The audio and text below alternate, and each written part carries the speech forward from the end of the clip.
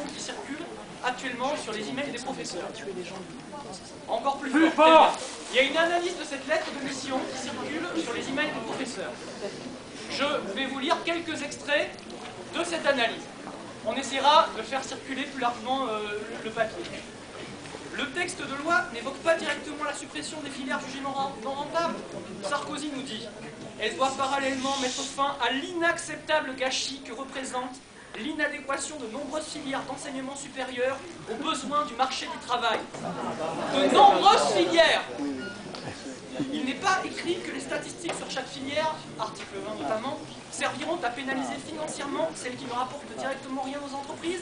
Sarkozy nous dit qu'il est essentiel que les jeunes Français s'orientent vers des formations qui correspondent à l'exigence d'une insertion professionnelle réussie.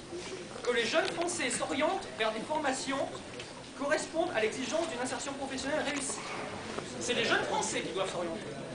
C'est pourquoi vous allouerez les moyens attribués aux établissements d'enseignement supérieur en fonction de leurs résultats en matière d'insertion de leur diplôme sur le marché du travail. Rappelons au passage qu'il est possible de faire pire ce qu'on voit aux statistiques.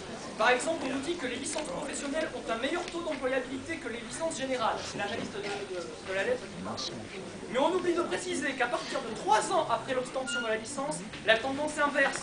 Et ce sont les licences générales qui offrent le meilleur taux d'employabilité.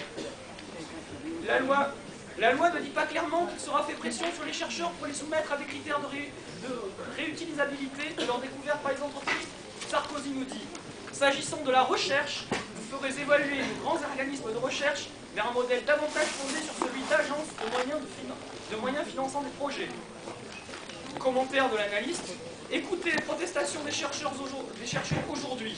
Elles concernent justement la mise en place d'agences de moyens et la transformation d'un financement par équipe en un financement par projet. Car ces deux mesures soumettent les chercheurs à des appréciations préalables quant à l'utilité économique de leur recherche. En obligeant les chercheurs à présenter d'avance ce sur quoi porteront leurs recherches et en soumettant l'attribution de crédit à une appréciation sur les projets présentés, elles sapent totalement les fondements de la recherche fondamentale, son caractère libre de toute contrainte économique et sa possibilité de s'éloigner du modèle de pensée dominant pour pouvoir proposer une manière nouvelle de raisonner. Voilà, j'arrête la lecture de l'extrait. Mais je rappelle que ce qui est prévu aussi, c'est non seulement qu'on doit présenter des projets, parce que ça, ce dont je vous parle là, les projets qu'on présente aux agences de moyens, ça existe déjà. Mais bientôt, ce qu'il y aura, ce sont des appels. C'est-à-dire qu'il y aura non seulement sélection, mais il y aura commande. Ce seront les entreprises qui seront commanditaires de la recherche. Voilà. C'est disponible où ça ?